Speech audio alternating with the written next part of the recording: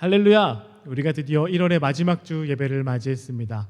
우리 다음 세대는 이번 주까지 함께 온라인으로 예배를 드립니다. 제가 기도하고 하나님 앞에 찬양하도록 하겠습니다. 기도하시겠습니다. 사랑해 주님 감사합니다. 오늘도 우리를 불러주시고 주님 품 가운데로 초청하셨기에 우리가 그 초청에 힘입어 이 자리에 나와 주님을 찬양하고 예배합니다. 주님을 찬양하고 주님 앞에 예배할 때 우리의 마음이 주님 품에 들어가게 하시고 우리가 더 이상 우리의 삶이 아니라 예수 그리스도를 주인으로 삼는 삶을 살 수 있도록 인도하여 주시옵소서. 감사합니다. 우리 구주 예수님의 이름으로 기도드립니다. 아멘.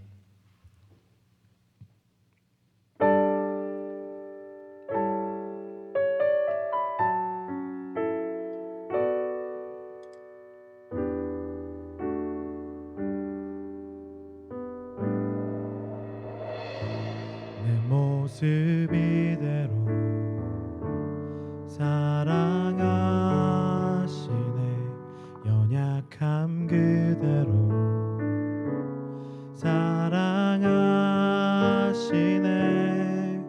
나의 모든 발걸음 그가 하시나니 날 인도하소서.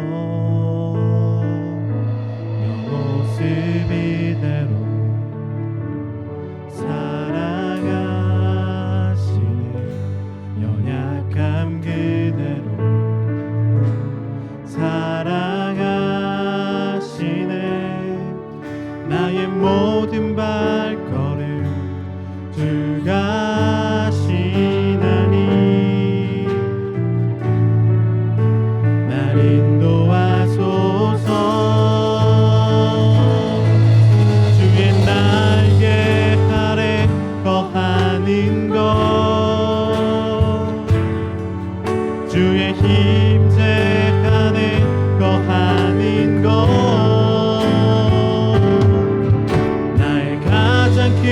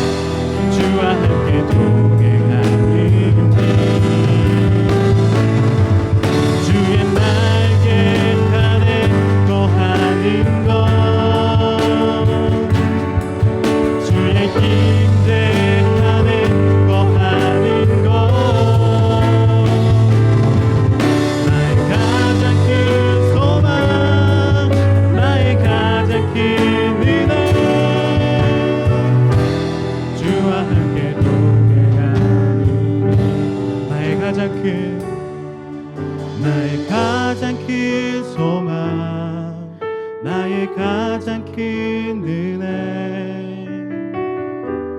주와 함께 동행하는 일.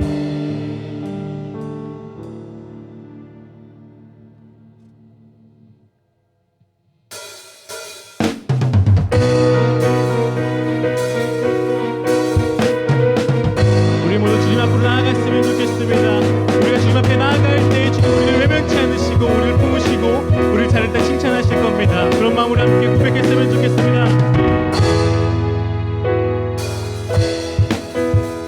여호와의 집으로 올라가 성문 안에 우리는 서리라.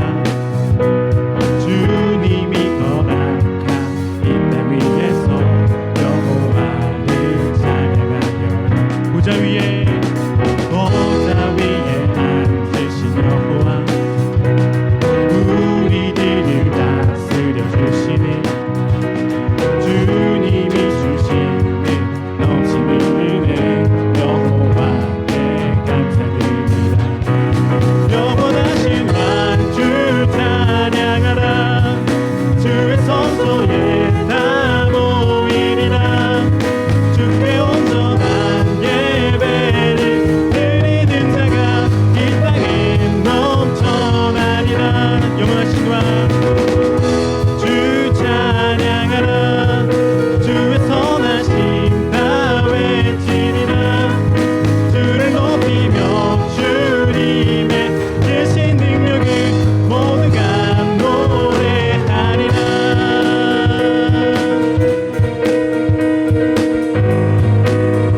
다시 한번 고백할 때 우리 목소리를 크게 높이며 고백했으면 좋겠습니다.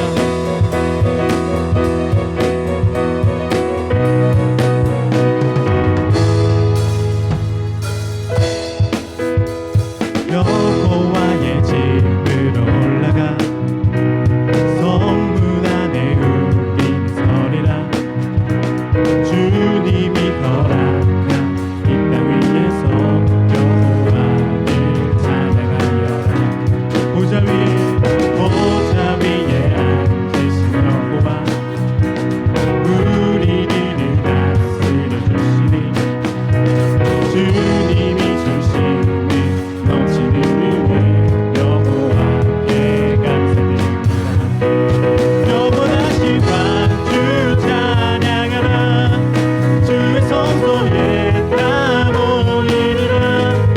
주께 온전한 예배를 드리는 자가 이 땅에 넘쳐나리. 영원하신 왕주 찬양. 주의 선하심 다 외치리라.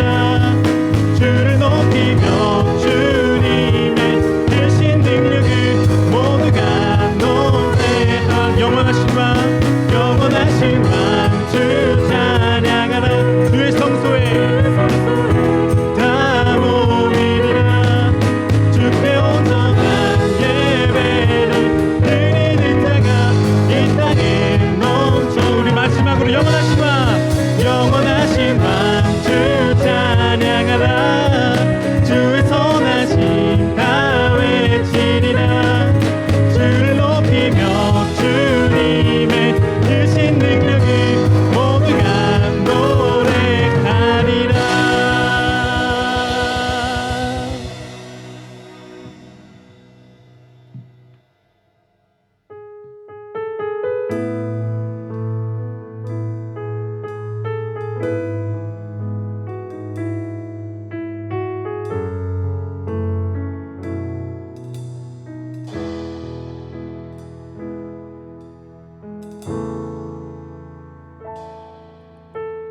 주의 보좌로 나갈 때에 어떻게 나가야 할까? 나를 구원한 주의 십자가 그것을 믿으며 가네. 주의 보좌로 나갈 때에 어떻게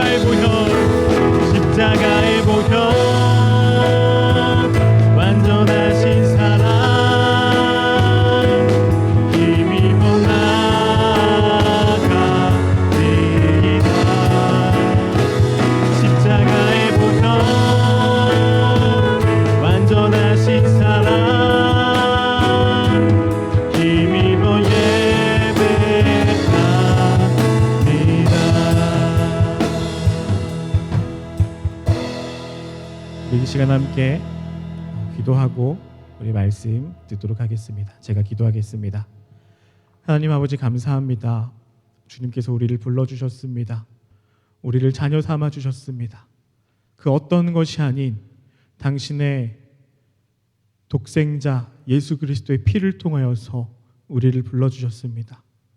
그 가치가 너무나 커서 우리는 정말 비록 그 앞에 아무것도 할 수 없지만 그러나 주님 우리를 불러주셨기에 그 사랑에 힘입어 주님 앞에 나아갑니다. 우리의 모든 것 주님 앞에 드립니다. 우리의 예배를 받아주시옵소서. 우리의 마음을 받아주시옵소서. 우리의 시간을 받아주시옵소서. 우리의 물질을 받아주시옵소서. 주님 우리의 생명을 받아주시옵소서. 우리의 모든 것 드려 주님 앞에 예배하오니 주님 우리를 받아주시옵소서. 이 시간 우리 가운데 주님께서 말씀을 허락하여 주시고 주님 우리에게 필요한 것들을 채워주시길 간절히 소망합니다. 감사합니다. 우리 구주 예수님의 이름으로 기도드립니다. 아멘.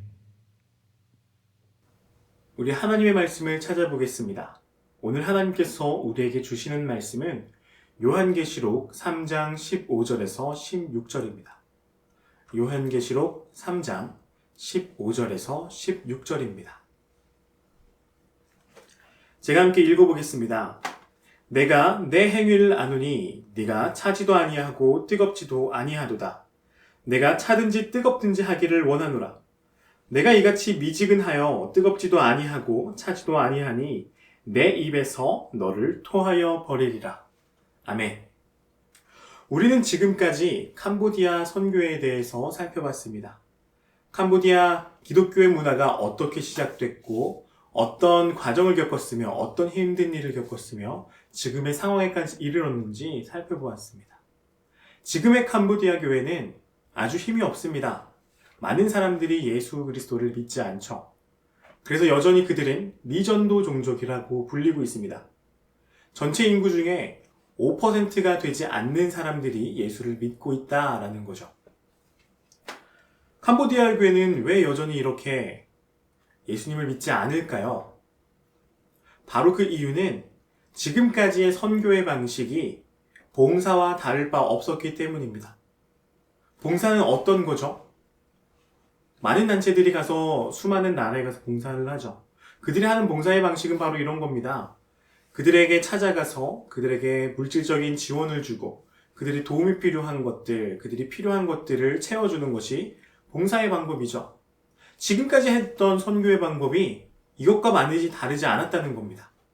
교회라는 이름으로 그곳에 찾아가서 캄보디아에 찾아가서 캄보디아 사람들이 먹을 게 필요하니까 먹을 것을 주고 의료적인 치료가 필요하니까 의술적인 치료를 해주고 그 정도 수준에서 끝났다는 거예요.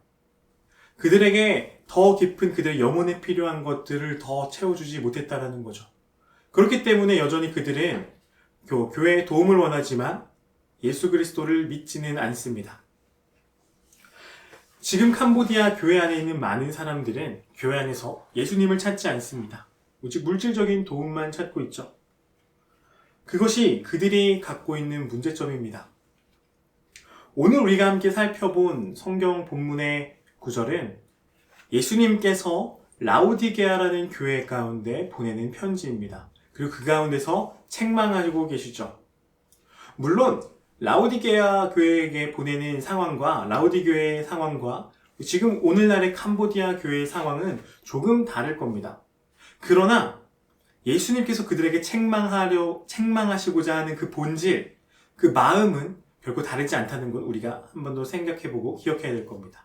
그래서 우리가 오늘 라오디 교회에게 보내는 이 책망을 통해서 이 뜻을 살펴보고 그 가운데서 캄보디아 교회에게 적용해보고 또 우리 마음 가운데도 적용해봤으면 좋겠습니다. 오늘 우리가 함께 읽어본 본문에는 예수님께서 이렇게 책망하시죠. 너희는 뜨겁든지 차든지 해라. 너희는 미지근하지 말라. 라고 말씀하고 계십니다. 미지근한 게 안 좋은 건가요? 그렇다면 차가운 것이 좋은 건가요? 뜨거운 것이 좋은 건가요? 우리가 지금 처해 있는 상황에서는 이 본문의 뜻을 명확하게 사실 이해할 수는 없을 것 같아요. 그래서 우리가 이 뜻을, 이 책망을 이해하기 위해서는 이 당시 라오디게아 교회가 어떤 상황이었는지 한번 살펴봐야 될 것 같습니다. 당시 라오디게아 교회 도시는 물 부족 도시였습니다. 물이 부족했어요. 그렇기 때문에 그들은 물을 얻기 위해서 그들의 도시의 옆에 있는 다른 도시들에서 관을 깔고 물을 공급해 왔습니다. 첫 번째로는 히에라폴리스라는 도시에서 관을 깔고 물을 끌어왔습니다. 그리고 또 다른 도시는 골로세라는 도시에서 관을 연결해서 물을 끌어왔습니다. 이 도시는 어떤 도시일까요? 둘 다 물을 끌어왔는데 참 공교롭게도 히에라볼리라는 도시에서는 온천수가 나는 도시입니다. 다른 말로 뜨거운 물이 나는 도시였어요. 그래서 여기서부터 관을 쭉 연결해서 물을 끌어올 때 처음에 시작할 때는 뜨거운 물이 오기 시작합니다. 그러나 아무리 옆 동네라고 해도 수키로가 떨어져 있겠죠. 그곳 가운데 물이 쭉 흘러왔을 때 이미 라오디게아라는 도시에 도착했을 때쯤에는 이 뜨거운 물이 미지근한 물로 바뀌는 겁니다. 근데 온천수라 그랬잖아요. 이 온천수 안에는 많은 석회질이 포함되어 있다고 합니다. 그렇기 때문에 뜨거울 때는 몰랐지만 미지근해질 때쯤 되니까 이 석회수가 섞인 물을 마시기 힘든 물로, 마시기 역겨운 물로 변했다고 합니다. 그래서 그 사람들은, 라오디게아에 있는 사람들은 이 미지근한 물을 먹지 않았던 거죠. 그럼 반대로 우리가 또 다른 곳 얘기했죠. 골로세라는 도시가 있었습니다. 이 골로세라는 도시는 히에라볼리랑은 다른 도시예요. 반대로 이 도시에는 아주 차가운 물이 나는 도시입니다. 왜냐면 높은 산맥 가운데 있었고 여기서 나는 물은 높은 산맥에서 1년 내내 얼어있는 그 눈이 녹으면서 조금씩 흘러온 물이었기 때문이에요. 그래서 이 도시에서, 골로세라는 곳에서 시작된 물은 아주 차가웠을 겁니다. 그러나 멀리 떨어진 오늘 우리가 살펴보는 라오디게아 교회까지 물이 전달되는 과정에서 아주 중동지방의 뜨거운 햇빛 때문에 차가운 물은 더 이상 차갑지 않고 미지근하게 변했습니다. 그래서 이 골로세라는 도시에서 오는 이 물 역시 도착했을 때는 미지근하게 변한 거예요. 근데 또 그렇다면 이 물이 맛있는 물이냐? 그렇지 않다는 거죠. 왜냐면 이 물에는 반대로 미네랄이 아주 많다고 해요. 그래서 지금 유적으로 남아있는 관을 까보면은 미네랄이 이제 결정화돼가지고 이렇게 딱 쌓여 있다고 합니다. 그 정도로 미네랄이 많은 물인데 이 미네랄이 많은 물이 미지근해졌을 때 이 물을 마실 수는 있었지만 결코 맛있는 물은 아니었다고 합니다. 그렇기 때문에 예수님은 이 라오디 교회의 상황을 보시고 이렇게 얘기하는 거죠. 너희는 뜨겁든지 차갑든지 해라. 미지근하지 말라. 미지근한 물을 너희가 미지근하면은 너희가 이 물을 마시고 맛이 없는 것처럼, 마시고 토하는 것처럼 나도 너희를 토해버릴 것이다. 나도 너희를 버릴 것이다. 예수님은 이렇게 경고하고 계시죠. 그렇다면은 예수님은 왜 라오디 교회에게 이렇게 책망하고 경고하고 있을까요? 그 이유는 라오디게아 교회의 사람들은 예수님을 믿지만 예수 없이 살았기 때문이에요. 이게 도대체 어떤 말이죠? 예수님을 믿었지만 예수님 없이 살았다. 바로 이런 겁니다. 그들의 삶 가운데 예수님이 필요하지 않았어요. 왜냐면 그들은 너무나 부유했기 때문입니다. 라오디게아라는 도시 자체가 굉장히 부자 도시였어요. 첫 번째로 그들은 아시아와 로마를 통하는 그 길목 사이에 있어요. 지금의 터키의 중서부 지역인데 이 지역에서 아시아에서 오는 물건들 그리고 로마에서 오는 물건들을 교역하기 아주 좋은 장소였어요. 그렇기 때문에 상업이 발달했죠. 상업이 발달했다는 것은 돈이 많았다는 겁니다. 그리고 이 지역에는 양을 길러서 양털로 튜닉이라는 옷을 만들었는데 이것은 그 당시 전 세계가 알아주는 명품이었다고 합니다. 그렇기 때문에 또 돈이 많았어요. 그리고 또 이 지역에서는 의술이 발달했답니다. 그래서 다른 지역에 있는 사람들이 이 라오디게아까지 와가지고 약을 샀다라고 해요. 이 정도로 이 라오디게아 교회는 아주 부유하고 아주 기술도 발달한 도시였습니다. 지금으로 따지자면은 아마 우리가 지금 딱 생각나는 도시, 런던 혹은 뉴욕 이런 데가 우리에게 비유로 들 수 있지 않을까요? 이 사람들이 얼마나 부자였냐면요. AD 17년에 예수님이 살아계셨을 그때 대지진이 일어났다고 합니다. 그래서 이 도시가 전체가 붕괴가 되었어요. 그래서 이 지역을 다스리고 있던 로마 정부에서는 이 도시를 재건하기 위해서 도움을 주려고 했습니다. 근데 라오디 교회 시민들은 이 도움 받지 않았어요. 우리 스스로 재건할 거다 라고 선언하고 그 도움을 거절했습니다. 그러고 나서 보란듯이 자신들이 가지고 있었던 재물만을 통해서 이 라오디게아라는 도시를 다시 세웠어요. 그 정도로 돈이 많았고 부유했던 사람들이었습니다. 그렇기 때문에 그들은 라오디게아에 있는 교회 사람들은 예수님의 도움이 필요 없었습니다. 자신이 갖고 있는 것만으로도 자신의 삶의 모든 문제를 해결할 수 있었기 때문이죠. 예수님을 의지하지 않아도 됐습니다. 이것이 바로 예수님께서 그들을 책망했던 이유입니다. 우리 삶 가운데도 한번 돌이켜봤으면 좋겠어요. 우리 삶 가운데는 예수님이 없어도 되는지, 과연 우리 속에 지금 우리가 살아가고 있는 지금 내 마음에는 예수님이 없는지 혹은 예수님이 도움이 필요한지 돌이켜봤으면 좋겠습니다. 그리고 만일 우리 마음 가운데 이 라오디게아 사람들처럼 예수님이 도움이 필요 없다면, 내가 나의 지식만 의지하고 살아갈 수 있다면, 나의 지혜만 의지하고 살아갈 수 있다면, 그리고 내가 가지고 있는 것만으로 살아갈 수 있다면 예수님께서는 지금 우리에게도 동일하게 경고하고 계시고 책망하고 계실 겁니다. 너희가 계속 그렇게 살면 내가 너희를 내 입에서 토해버릴 것이다. 내가 너희를 버릴 것이다. 경고하고 있습니다. 그렇다면 이렇게 책망하면서 예수님은 무엇이라고 말씀하고 계실까요? 예수님은 이렇게 제안하고 있습니다. 예수님은 라오디게아 성도에게 세 가지를 사라고 말씀하고 계십니다. 우리가 함께 읽어본 성경의 뒷구절에 있는데요.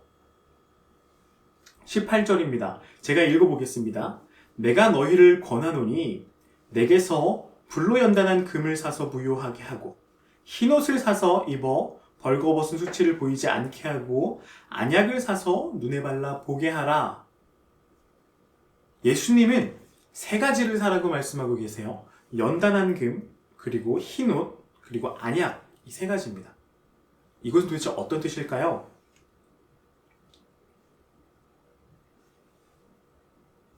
우리는 이렇게 생각해 봐야 돼요.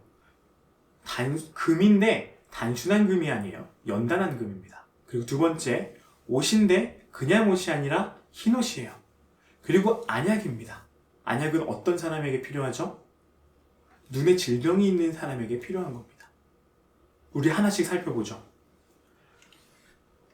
먼저 안약, 그리고 안약, 흰옷, 연단한 금부터 살펴볼 텐데, 안약은 아까 어떤 사람들에게 필요하겠다고 말씀드렸죠? 눈이 아픈 사람에게요.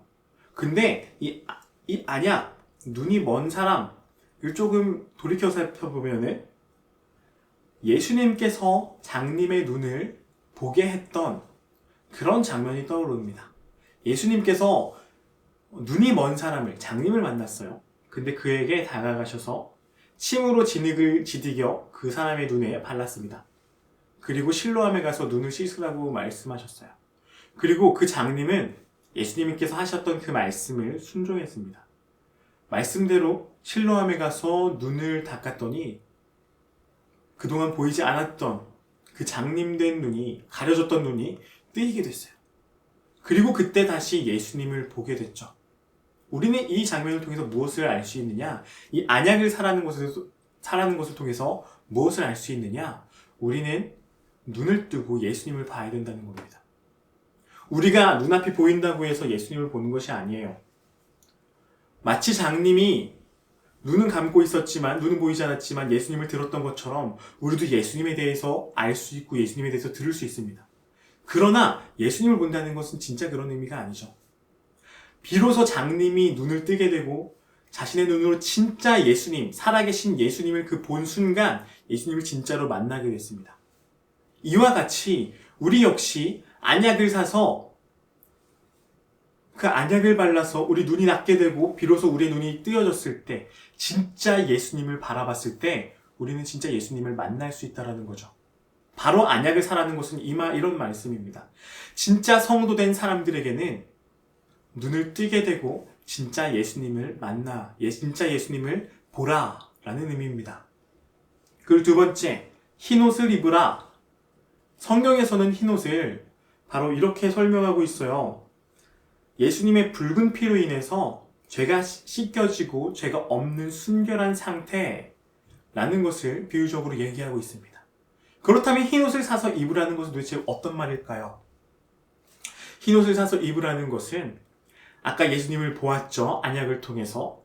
이렇게 예수님을 보고 예수님을 믿어서 비로소 예수님의 보혈로 우리의 상태가 깨끗해진 그 상태를 이루라는 것입니다. 바로 흰옷을 사서 입으라는, 하나님의 순결한 자녀가 되라는 예수님의 말씀입니다. 그리고 마지막 세 번째, 연단된 금을 볼까요? 연단된 금은 도대체 어떤 의미인가요? 그냥 금이 아니고 연단된 금이죠. 연단이라는 것은 수없이 두들겨지고 아주 뜨거운 불 가운데 견뎌야 되는 상황입니다. 이 모든 것을 견뎠을 때 비로소 연단된 금이 되는 겁니다. 성경에서 성도를 가르쳐서 연단이라는 표현을 통해서 하나님께서 원하시는 성도의 모습으로 성장하는 것을 나타냅니다. 그렇다면 연단된 금을 사라. 성도들에게 필요한 것은 매번 하나님께서 그에게 시련을 주시고 하나님께서 그에게 책망하시고 하나님께서 그에게 어떤 힘든 일을, 고난을 주셨을 때 그 고난에 넘어져 쓰러지지 않고 고난을 견디어내고 일어서서 다시 굳건하게 서서 정말 비로소 하나님께서 원하시는 굳건한 성도의 모습을 인간에게는 신앙이 죄송해요. 다시 연단된 금을 사서, 연단된다는 것은 그 고난을 참아서 진짜 하나님께서 원하시는, 진짜 하나님께서 바라시는 그 성도의 모습까지 이르러라 라는 겁니다. 예수님께서 라오디게아 교회에게 말씀하신 이 세 가지를 사라라는 제안은 우리가 이런 고난을 참고 견디어서 진짜 성도가 해야 될 바를 이뤄라 라는 겁니다. 그것은 예수님을 보고 구원을 받고 그리고 성장의 과정에까지 이르는 이 모든 것을 참고 견디어 이뤄내라 라는 겁니다. 그러나 라오디게아 교회에서는 이 안에 예수님이 없었습니다. 그들 가운데 찾아온 고난에서는 예수님의 도움이 필요 없었습니다. 오직 자신의 것만으로 그 모든 것을 견디어 참아낼 수 있고 극복해낼 수 있었죠. 그들 가운데는 자신의 구원을 얻기 위해 예수님이 필요 없었습니다. 그것이 바로 라오디게아 교회의 모습이었습니다. 그런 그들에게 예수님은 마지막으로 다시 말씀하십니다. 오늘 우리가 읽어본 성경의 뒷구절 20절입니다. 볼지어다 내가 문 밖에 서서 두드리노니 누구든지 내 음성을 듣고 문을 열면 내가 그에게로 들어가 그와 더불어 먹고 그는 나와 더불어 먹으리라. 아멘. 예수님께서 지금 부르실 때에 예수님을 성도의 마음 가운데 모시고 예수님의 가르침대로 따라 산다면 예수님은 그 성도를 버리시지 않으시고 함께 하실 겁니다. 라오디게아 교회에 있는 성도들에게 하셨던 말씀인 거죠. 그리고 이 말씀은 오늘날 우리에게도 동일하게 적용됩니다. 예수님께서 우리의 마음 가운데 두들기고 들어오시려고 할 때 우리의 마음 가운데 쌓아놨던 수많은 것들, 나의 지식, 나의 지혜, 내가 갖고 있는 재물들, 그런 것을 내려놓고 예수님을 따르기로 인정한다면, 예수님을 의지한다면 예수님께서는 그때서 비로소 우리 마음 가운데 함께 하셔서 우리를 도우시고 우리와 함께 하시고 우리 삶 가운데 진짜 예수님께서 원하시는 걸로 채워주시는 삶을 살아갈 수 있을 겁니다.